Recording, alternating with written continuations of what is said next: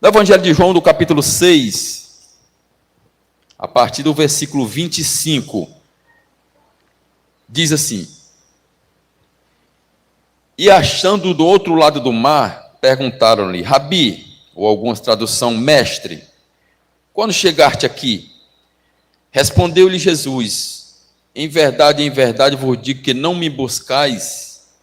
me buscais não porque vistes sinais, mas porque comestes do pão e vos saciastes.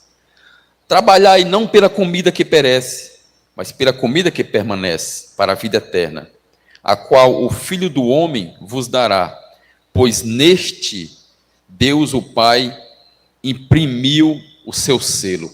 Eita, que palavra forte essa final, viu, irmão Jacques? O qual Deus imprimiu o seu selo, imprimiu. Até aqui. No Evangelho de João, no capítulo 6, nós vimos alguns acontecimentos, como inicia-se com Jesus alimentando 500 homens, com apenas 5 pães e 2 peixes, coisa que eu mesmo como, tranquilo. Eu como 5 pães e 2 peixes, eu acredito que muitos homens comem.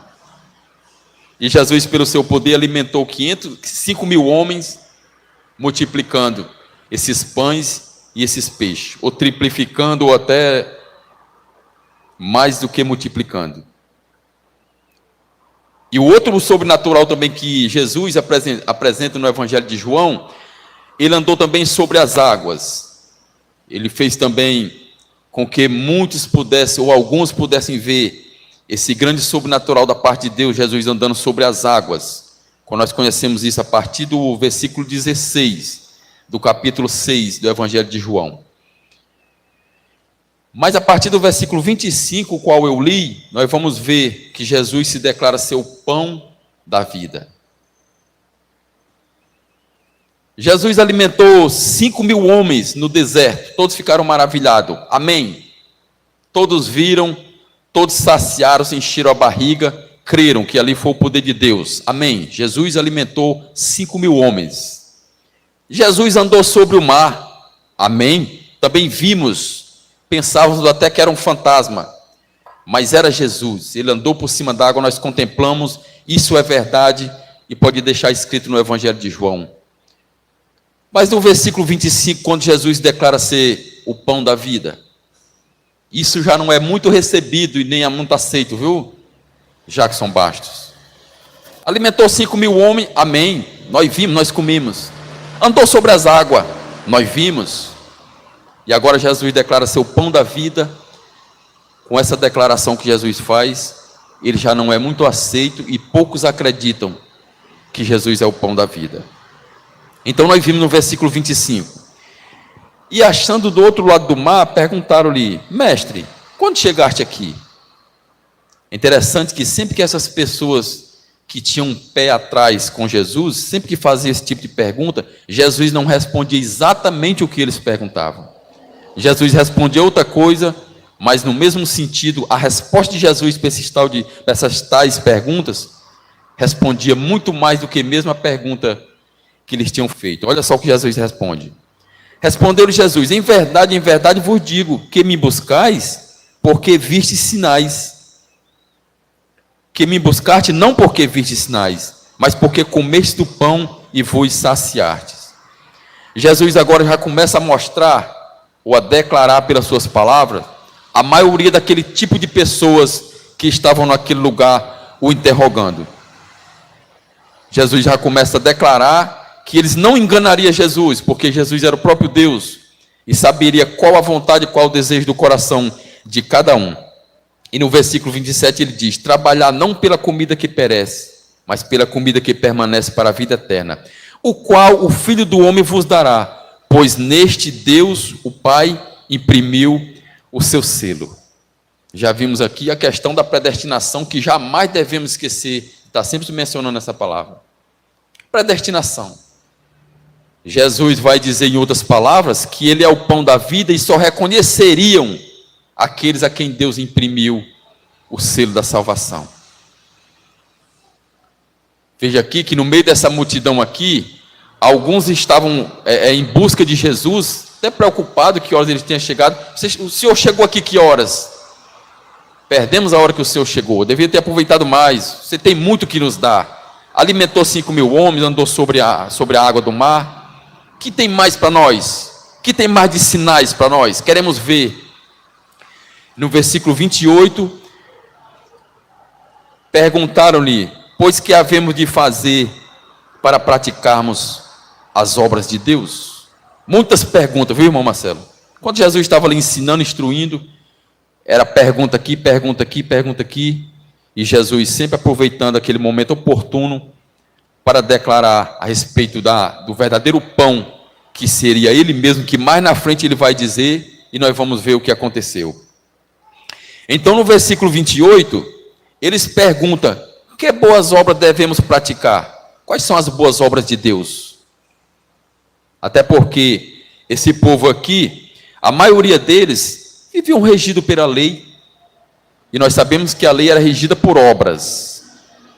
Você, para amar a Deus, tinha que cumprir muitos dos preceitos da lei, que inclusive sacrifícios, votos, ou até muitos rituais tinha que fazer antes de Cristo vir e trazer a graça. Era dessa forma em que Deus se agradava. Então aqui eles perguntam qual a obra que eles deveriam fazer para agradar a Deus.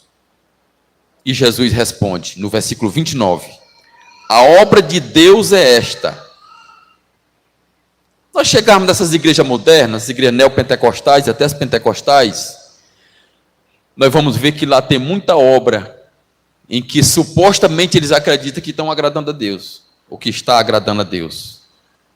Obras, preceitos e doutrina criada pelo homem. Como o próprio catolicismo romano. Essa é a verdade que nós sempre vamos estar batendo na mesma tecla. Porque é uma religião para procurar agradar a Deus mais pelo mérito imposto pelos homens do que o catolicismo romano. Não só o catolicismo, mas a própria igreja evangélica. Tem muitos métodos criados pelos seus líderes, que dessa forma você fazendo, está agradando a Deus. Vamos dar exemplo: as campanhas místicas. Se você faltar, se você quebrar, você não vai receber a bênção. Você não agradou a Deus porque você faltou. Aí o seu filho adoece, ou você é preciso ir ao trabalho, chega mais tarde, não deu para cumprir todos os dias da campanha, desagradou a Deus, não vai receber a bênção. Doutrina imposta pelos homens, preceito na igreja evangélica. Como a gente fala muito da igreja católica romana, mas a igreja evangélica, por se dizer estar na verdade, a maioria delas, muitas vezes tem prática mais escandalosa que mesmo a igreja católica romana. Pelo menos a igreja católica romana vem com as suas tradições, vem ali com a liturgia do seu culto, com as suas práticas, desde muitos séculos. Desde séculos e séculos a igreja católica vem com essa forma. As suas quermesses, as suas orações, suas rezas repetitivas, adoração a Maria, a crença no purgatório. Amém. Isso há 600 anos. E quando nós olhamos para a igreja evangélica, cada dia que passa vem impondo outro alicerce em cima dos ensinamentos de Cristo e dos apóstolos, para que assim segure as pessoas, gerando escândalo. Então, Jesus vai responder: a obra de Deus é esta. Qual? Que creiais naquele que me enviou. E o engraçado é que essas igrejas que criam esses misticismos, essas campanhas místicas, tirando lucro no momento do culto, no recinto onde se junta a congregação, engraçado que eles creem que Deus enviou Jesus para salvar. Teve o seu ministério terreno, subiu ao céu, está à direita de Deus Pai. A igreja evangélica crê, mas não somente nisso, crê também que a vinda de Cristo, a exposição, a vinda do Evangelho por meio de Cristo Jesus e pelos ensinamentos de Cristo e dos apóstolos, não é o suficiente. Porque até então eles impõem a prática do dízimo, que se você não der o dízimo, você está desagradando a Deus.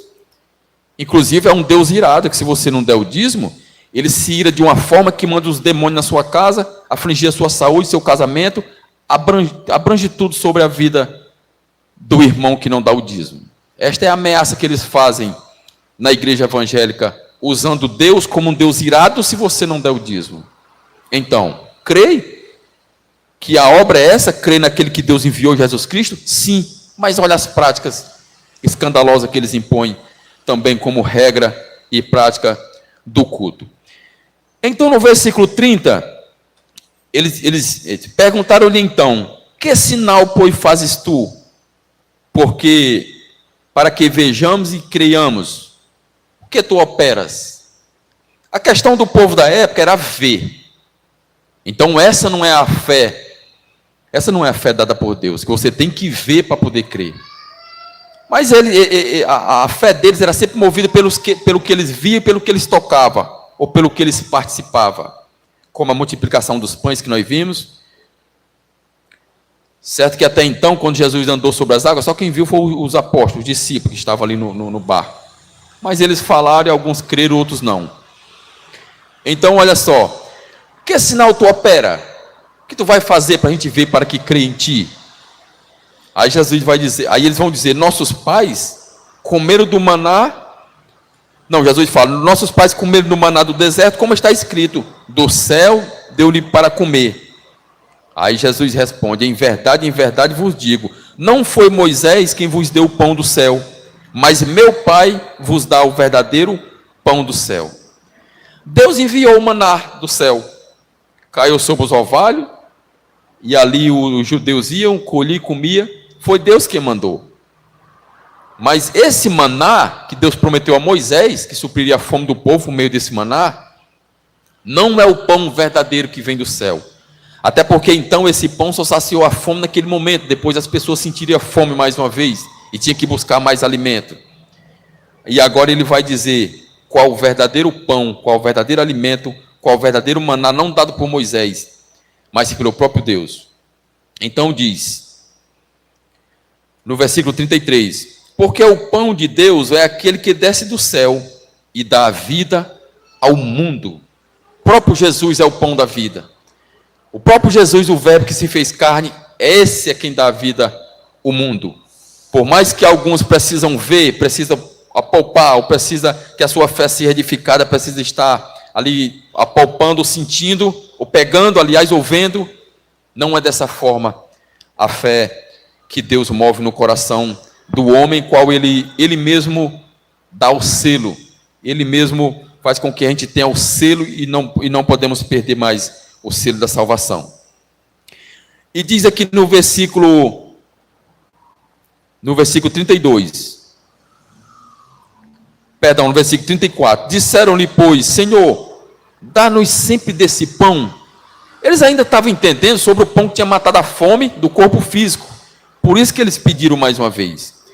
Por que eles não acreditaram que o pão era Jesus? Mas sim o pão em que matou a fome do corpo físico. Porque lá na frente nós vamos ver o que aconteceu quando Jesus declara sobre o verdadeiro pão. Versículo 35 diz, declarou Jesus, eu sou o pão da vida. Aquele que vem a mim, de modo algum terá fome. E quem crê em mim, jamais terá sede. Agora Jesus declara mesmo para ver o que aconteceria. Claro que o próprio Deus sabe quem seriam os que criam e os que não criam, mas nesse momento ele fala isso exatamente porque nós sabemos, irmãos, que o Evangelho ensinado como ele é, acontece pelo menos duas coisas quando o Evangelho é pregado. O Evangelho ele tanto salva quanto condena. Nós sabemos disso. A igreja evangélica não tem coragem de dizer isso. Até porque, então, se não é ensinado o Evangelho dos apóstolos de Cristo, como é que vai falar isso? Não é pregado o verdadeiro Evangelho. Então, não cabe falar isso aqui, porque as pessoas vão se escandalizar. Como é o Evangelho? Condena? Sim, o Evangelho condena. Lembra quando Jesus disse, ide e pregar o Evangelho a toda criatura? Quem crê e for batizado, será salvo. E quem não crê, já está condenado. Então a condenação vem por meio do momento em que você ouve, entende com a sua condição humana, mas não crê. E esses são os condenados. E o pior de tudo é que ninguém pode sair apontando que esse é condenado, esse é salvo, esse é condenado. Não. Porque até então a gente não sabe quem não creu. Tem pessoas que já creu no Evangelho. Tem pessoas que creu que o Evangelho é o que salva. Mas ainda continua no mundo. ainda continua no mundo. Essas pessoas devem passar por aflição, não sei, Deus criar uma maneira de trazer as pessoas de volta. Tem pessoas salvas na macumba, tem pessoas salvas no espiritismo, na igreja católica romana, tem pessoas que são salvas e estão dançando forró hoje. Como assim? Sim, mas só que essas pessoas jamais morrerão nessas práticas.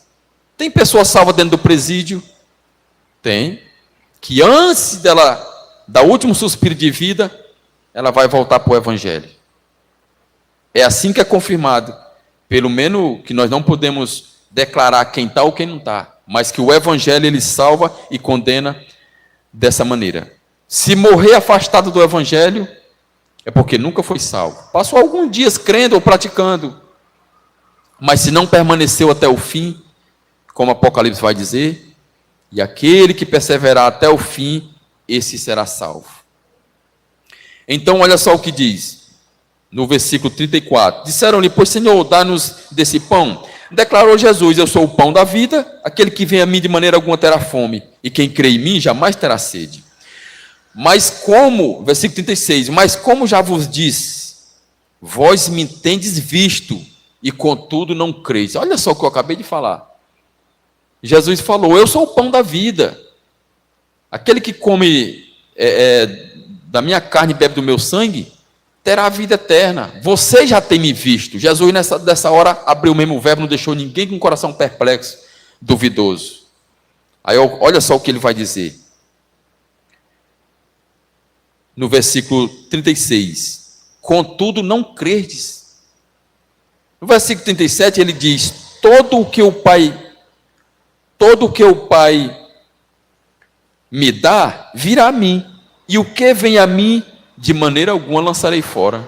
Isso aqui é muito forte, mano. Esse versículo 37 em que ele diz, todo o que o Pai me dá, envia a mim,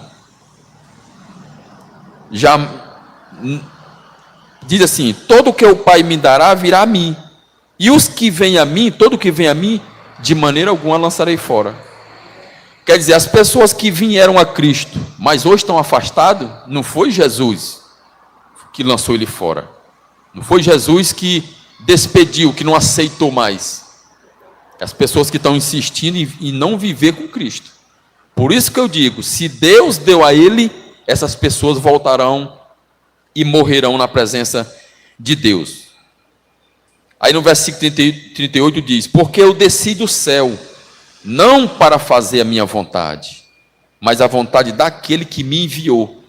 Então, por mais que a vida eterna esteja com Jesus, nós sabemos que não tem como o homem se chegar a Deus e morar no céu, se antes não passar, ou não se chegar, ou não ter a vida com Jesus.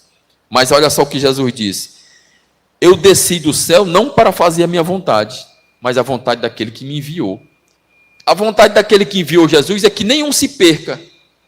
Mas como é que as pessoas estão se perdendo? Nenhum daqueles que ele escolheu para ser salvo. A vontade, qual é a vontade? Que nenhum se perca. Como é que Hitler, Mao Tse-tung, Nero, essas pessoas morreram e pelas escrituras, pelos seus feitos, sabemos que eles serão condenados? Como é que diz que quer que nenhum se perca? Nenhum daqueles que Deus, antes da fundação do mundo, escolheu para ser salvo. Aí diz no versículo 29, e a vontade daquele que me enviou é esta, que eu não perca nenhum de todos aqueles que ele me deu. Olha só, eu falei antes de ver o versículo, eu já tinha lido, mas até eu fiquei surpreso, como a palavra vai sempre concordando, quando diz, e a vontade do que me enviou é esta, que não se perca nenhum de todos aqueles que ele me deu. É a questão da salvação, quando a gente diz, irmãos, que Deus morreu, Cristo veio para salvar o mundo, Cristo quer salvar todos, né? As pessoas dizem, sim. E por que alguns estão sendo condenados, não serão salvos? Porque todo é daqueles que Deus escolheu para ser salvo. No 41, agora começa a se manifestar aqueles que acreditaram na multiplicação dos pães, sim. Acreditaram que Jesus andou sobre a água, sim. E agora, Jesus está declarando que é o pão da vida. E o que vai acontecer? Veja só, versículo 41. Murmuravam-se, pois, deles os judeus, porque dissera: eu sou o pão que desceu do céu. Sabe por que a maioria deles se escandalizaram quando Jesus fez essa afirmação? Porque muitos conheciam Jesus, e não só Jesus, mas também toda a família de Jesus. Esse não é filho de José, o carpinteiro? Ele vai dizer lá na frente. Esse não é filho de Maria? Não está sempre em nosso meio, seus irmãos? Como é que ele diz que é Deus, é o pão que desceu do céu? Foi essa a descredibilidade que eles encontraram em não crer em Jesus. E perguntavam: olha só, não é este Jesus, o filho de José, cujo pai e mãe conhecemos, como por diz agora desci do céu? Versículo 43, respondeu-lhe Jesus: não murmureis entre vós, ninguém pode vir a mim, se o Pai que me enviou não trouxer, e eu ressuscitarei no último dia. Jesus vem sempre explicando por que ele se declara ser o pão da vida. Porque assim, se nós deixarmos de comer, de se alimentar, irmãos, a gente morre. A gente morre sem não se alimentar, ou se não beber água. Morre mesmo e acabou. E essa declaração que Jesus faz aqui, ele quer dizer que quem comer da carne dele e do sangue dele, quem crer na palavra dele, quem receber ele como autor da vida, não morre, mas cessa os dias aqui na terra, o corpo voltará para o pó, como diz em Gênesis, e nós teremos a verdadeira vida eterna ao lado daquele que tanto prometeu aos que os ouviam e também aos que iriam ouvir por meio do evangelho que ia ficar registrado.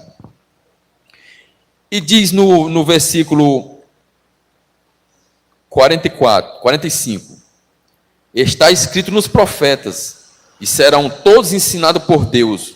Portanto, todo aquele que o Pai ouviu, que do Pai ouviu e aprendeu, vem a mim. Olha só, irmãos. No tempo dos profetas não existia Jesus, pelo menos como homem na terra com seu ministério terreno, não. Mas quem ouviu os profetas e creu e acreditou naquilo que os profetas falavam, quando Jesus chegou, todo mundo entendeu que aquele era quem tinha a vida eterna, a qual desde os tempos antigos os profetas anunciavam. Por isso que ele diz aqui, olha só, está escrito nos profetas, e serão todos ensinados por Deus. Portanto, todo aquele que do Pai ouviu e aprendeu, vem a mim. Quem não entendeu, quem não creu naquilo que os profetas pregavam a respeito da vinda do Messias, do Cristo, do Emanuel, Salvador, quem não creu, Jesus veio e foi visto só como mais um profeta. Muitos tiveram como algum agitador, que nós sabemos que no tempo de Jesus se levantou Judas, não Judas Iscariotes, nem o irmão de Jesus, mas um Judas que criou um movimento, se dizendo ser alguém, mas não foi avante. O seu ministério foi acabado, os seus seguidores também dispersos, e depois ainda teve Teudas, outro também que se dizia ser alguém, e ainda conquistou o número de 400 discípulos, mas também não foi avante. Por isso que quando Jesus chegou, quem Deus não tinha capacitado para crer desde o tempo da pregação dos profetas, também não creram. Via Jesus só como um homem ali. Aliás, não só viam, mas acusavam de bebarrão, que comia com os pecadores, Belzebu, muitas acusações. Jesus foi tido como muitas coisas ruins. Poucos tiveram ele como o próprio Deus, como o Messias, o Salvador enviado por Deus. Então ele diz no versículo 46, não que alguém tenha visto o Pai, não que alguém tenha visto o Pai, senão aquele que é vindo de Deus. Só ele tem visto o Pai. Olha só o que ele diz aqui, como é interessante. Jesus deixa claro, esses que estão crendo em mim, não é porque viram o Pai, mas é porque ouviram e creram. E outras palavras ele vai dizer aqui no final do versículo, que ninguém viu a Deus, senão ele mesmo que tinha vindo do céu. Olha como isso é tremendo, irmão. Olha como isso é tremendo. Moisés tentou, ou pelo menos procurou ver a face de Deus, mas Deus passou de costa e Moisés não viu, porque ninguém viu a Deus, somente Cristo. Aí ele diz no versículo 47, em verdade vos digo, aquele que crê em mim tem a vida eterna. Aquele que crê em mim tem a vida eterna.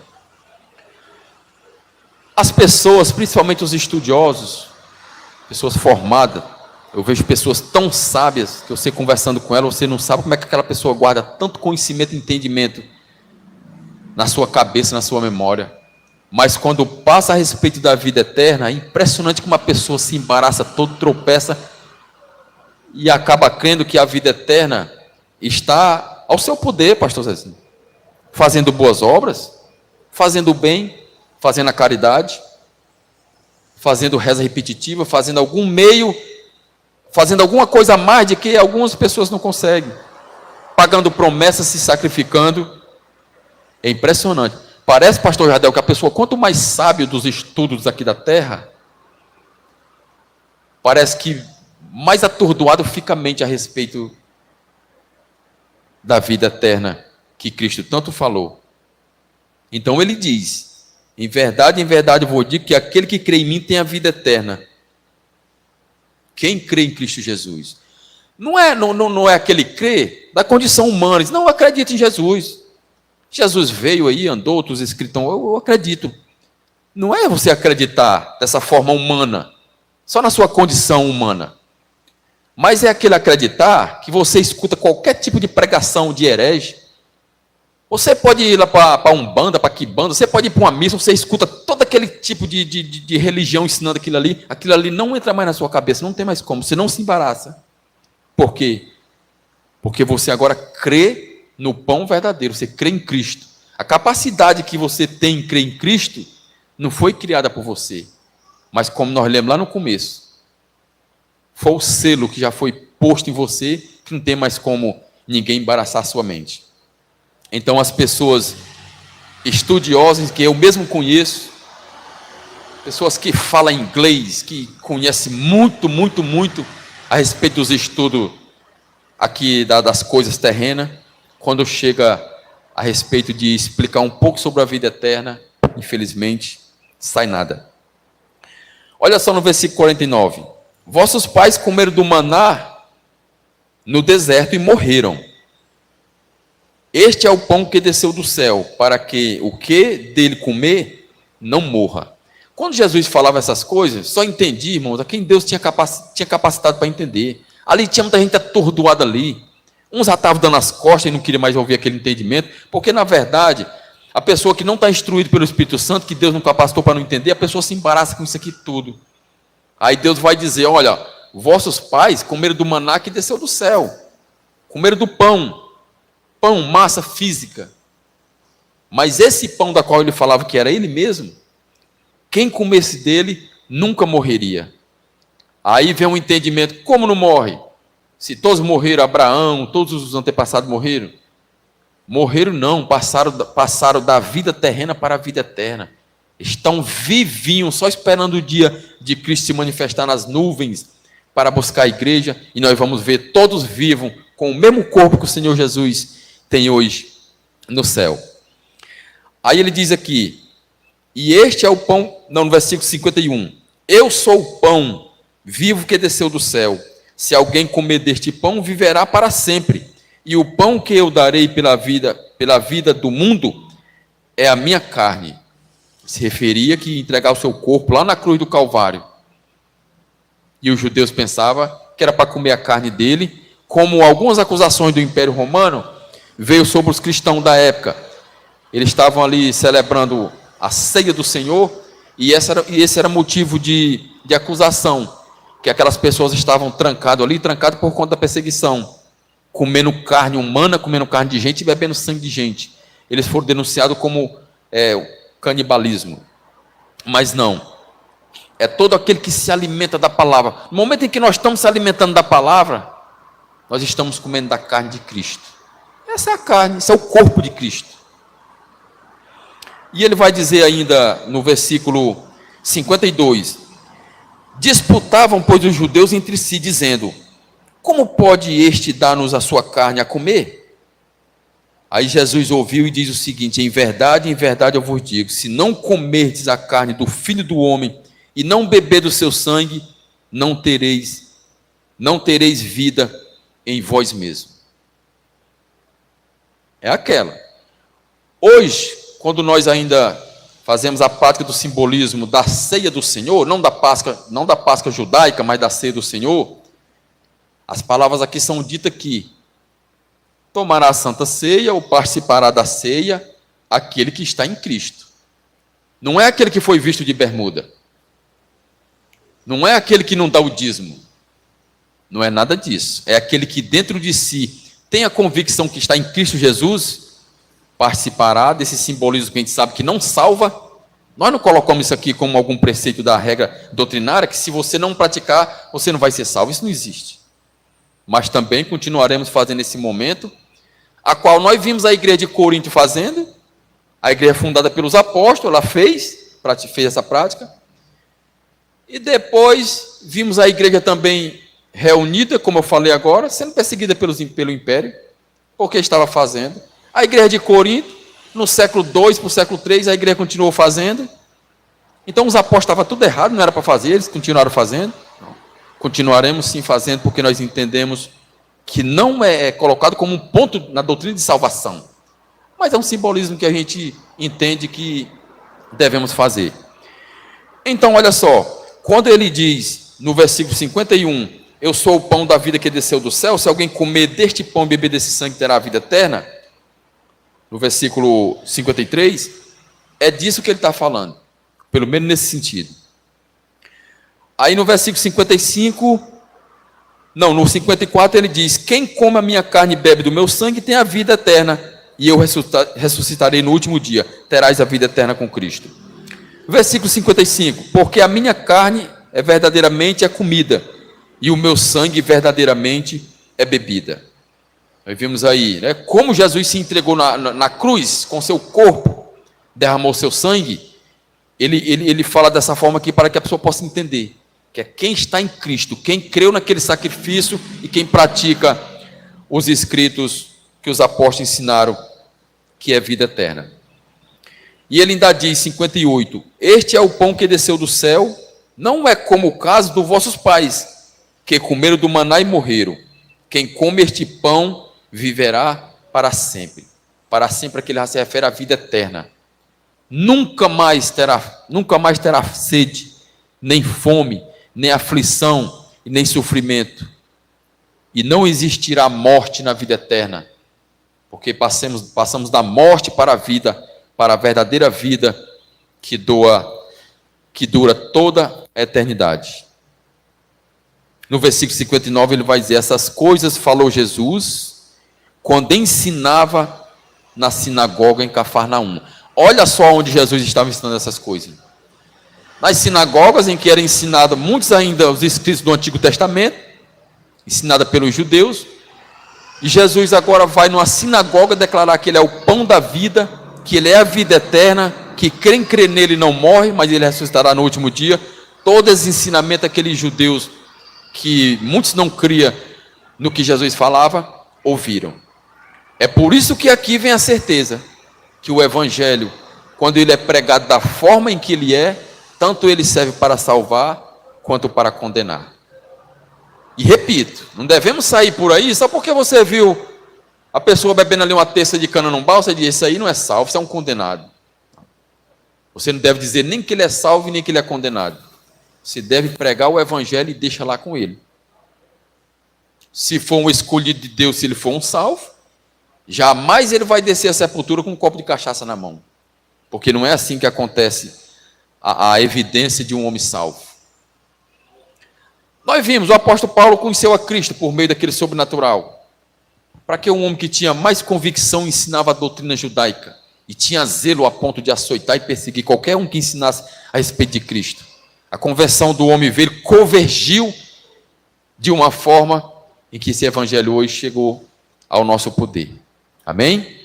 Então, nós vimos um pouco hoje a respeito do capítulo 6 do Evangelho de João.